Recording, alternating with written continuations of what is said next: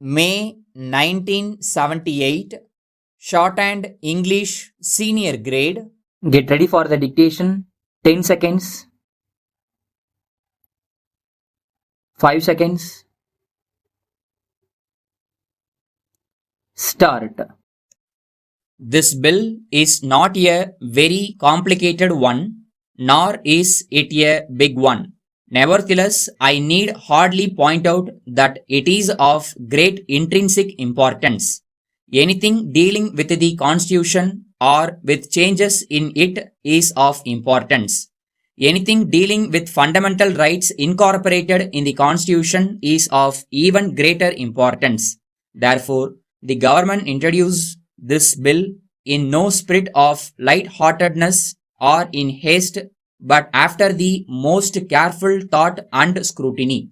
I might inform the House that we have been thinking about this matter for several months. We have been consulting people, the governments, and when the occasion offered itself, a number of members of this House.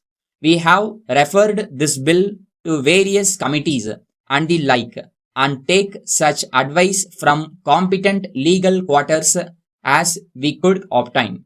We have brought it forward now in the best form that we could give it, because we thought that the amendments mentioned in this bill are not only necessary but also desirable. We also thought that if these changes are not made, not only would great difficulties arise as they have arisen in the past few months, but perhaps some of the very purposes of the Constitution stood in danger of being defeated or delayed. In a sense, the matter had been mentioned rather vaguely and has been before the public for some time. But the precise form in which it appears in this bill was given to it only a few days ago when I presented it to the House. There has been a great variety of criticism. There has been criticism not only in our own country as there should be, but also in some foreign countries where some of our friends or those who were our friends have got into the habit of criticizing whatever we do. If we do something to seek peace, our action is criticized. If we do something else, they say that we are not peaceful. And so, as I said, there has been a good deal of criticism and we welcome it, because in a matter of this kind, the greater the scrutiny, the better it is. May I say that it is with no desire to hurry this bill that I have mentioned an early date for the report of the Select Committee. I do not myself see how a prolongation of the date for a relatively simple bill, however important, enables us to give greater thought to it.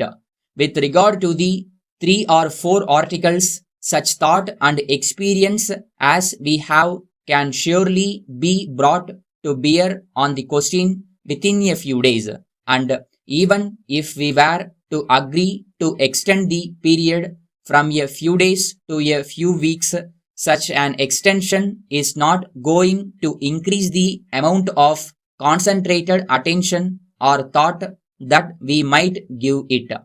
One of the things that has been criticized is that this House, since it was elected on a narrow franchise, is not really representative of the country and of the organized will of the community. Therefore, it is not competent to deal with such amendments. I seem to remember that the very people who have so criticized us also questioned the right of the House which preceded this to represent the people. The same people again criticized the Constituent Assembly, which was elected on a narrow franchise, for daring to draft the Constitution of India. That Constituent Assembly now belongs to history and is no more.